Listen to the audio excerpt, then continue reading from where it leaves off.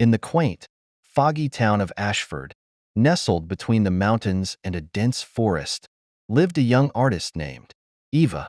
She was known for her breathtaking paintings of landscapes that felt alive with emotion.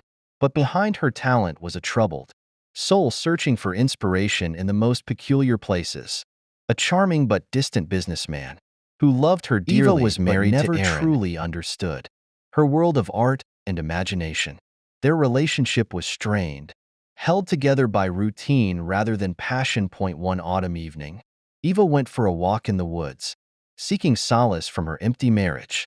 As the moonlight filtered through the trees, she stumbled upon a crumbling mansion, shrouded in ivy and mystery.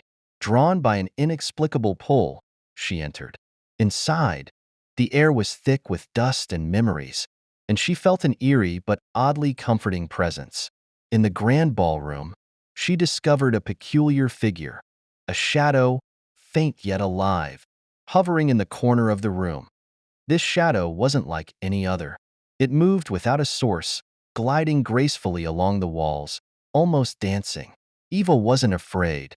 Instead, she felt a strange connection. She spent hours there, watching the shadow, whispering her thoughts, and feeling understood in a way she never had before. The shadow seemed to respond, not in words but in movements, an intricate dance of understanding and affection. Days turned into weeks, and Eva returned to the mansion every night. Entranced by the shadow's silent companionship, she began to paint again, her work more vivid and intense than ever. Her art flourished, but Aaron noticed the change in her, a distant look in her eyes and an aura of secrecy. He confronted her one evening, but Eva brushed it off, blaming stress. Aaron, however, wasn't convinced. Determined to uncover what was pulling Eva away, he followed her one night into the forest. Hidden behind trees, Aaron watched as Eva entered the mansion and saw her interacting with the shadow. To Aaron's shock, the shadow seemed almost human, like an echo of someone long gone but still lingering. The sight unnerved him, but he kept quiet, unwilling to reveal his presence. Instead, he went home and began researching the mansion's history, desperate to understand what he had seen. Meanwhile, Eva's bond with the shadow deepened. She felt an inexplicable love for it, a kind of love she had never felt for Aaron.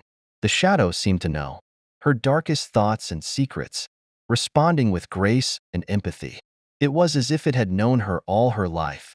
But the more time she spent with it, the more she felt the boundaries of reality blur. One night, the shadow moved closer to Eva, almost touching her. As it did, Eva's vision blurred, and memories that weren't hers flooded her mind, memories of the mansion in its glory days, of a masked ball, and of a man who danced alone in the moonlight.